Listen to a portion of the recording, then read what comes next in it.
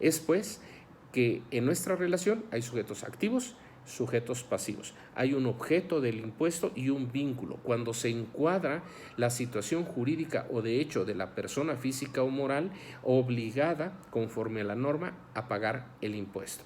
Es pues nuestro primer tema y comentario respecto a la relación jurídica tributaria.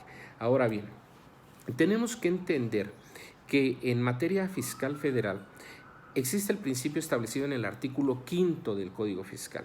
Ese artículo 5 que establece y que señala que las disposiciones fiscales son de estricta aplicación y son de estricta aplicación cuando se refieren a los elementos esenciales de las contribuciones. Se refieren a sujeto, objeto, base, tasa o tarifa. Así también no se entiende que sea una aplicación de procedimiento la que esté vigente si se refiere a aquella determinación. Es decir, si nosotros tenemos unas facultades de comprobación de 2016 y la tasa hubiera estado en el 20% para efectos de impuesto sobre la renta, aunque el procedimiento que se tiene que aplicar para la determinación primero es el que estuvo en 2016 y la tasa impositiva es la de 2016. Sin embargo, si hoy cambiaron los formatos y la forma de cumplir con la obligación, puede ser que se utilice un nuevo formato y un nuevo esquema. Es una norma de procedimiento y no va correlacionada o de la mano con los elementos esenciales de las contribuciones. ¿Por qué la autoridad llega a perder muchos elementos en juicio y muchas determinaciones de créditos fiscales?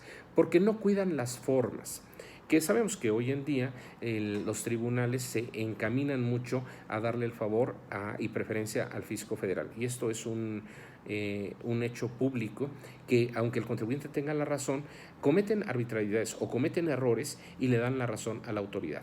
Pero hay muchos errores de forma y por eso ahí es donde entran los abogados procesalistas para buscar dónde está el error, dónde no se cumplió una norma, dónde no se cumplió con la fecha, que es muy diferente a un abogado técnico que sabe determinar la contribución, que sabe cómo determinar una ganancia cambiaria, que sabe cómo determinar una utilidad o ganancia de acciones, enajenación de acciones, cómo se debe de retirar libre de gravamen un capital de aportación de las sociedades actualizado con las diferentes cuentas de aportación y actualización.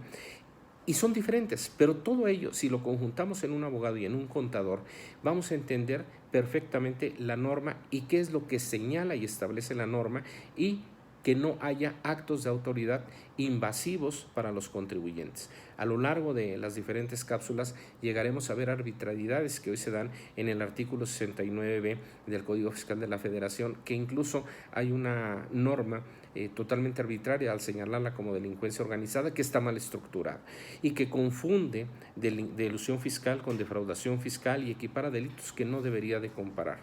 Eso no quiere decir que la venta de facturas sea correcta. La venta de facturas no es correcta, la venta de facturas no es legal y la venta de facturas no está bien. Y tampoco está bien que la autoridad presuma, eso es algo gravísimo, que presuma que todas las operaciones de los contribuyentes son inexistentes. Ya hablaremos largo y tendido de ese tema, ¿no?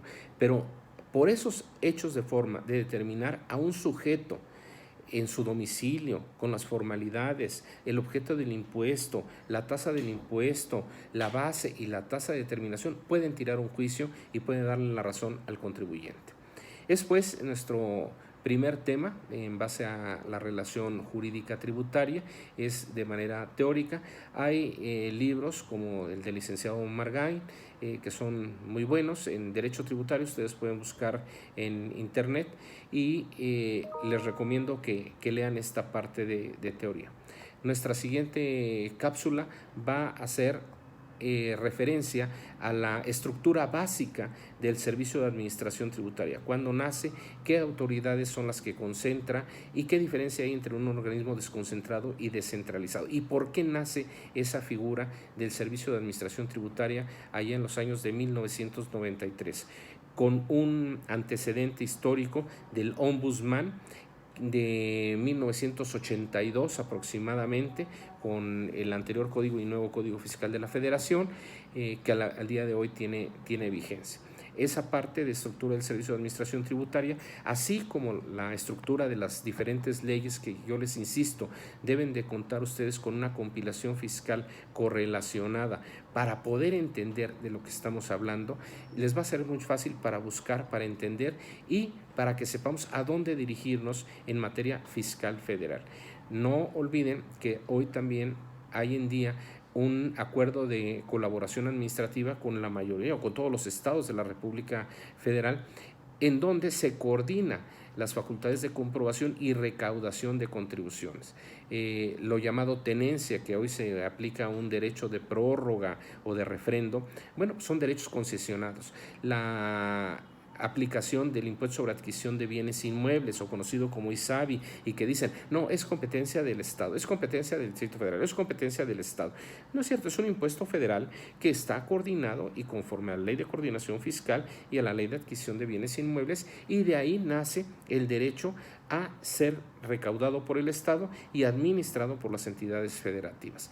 Así pues, nosotros daremos un pasaje sobre la estructura orgánica del Servicio de Administración Tributaria de manera muy general, y comprenderemos cuáles las áreas principales de aplicación de las diferentes normas.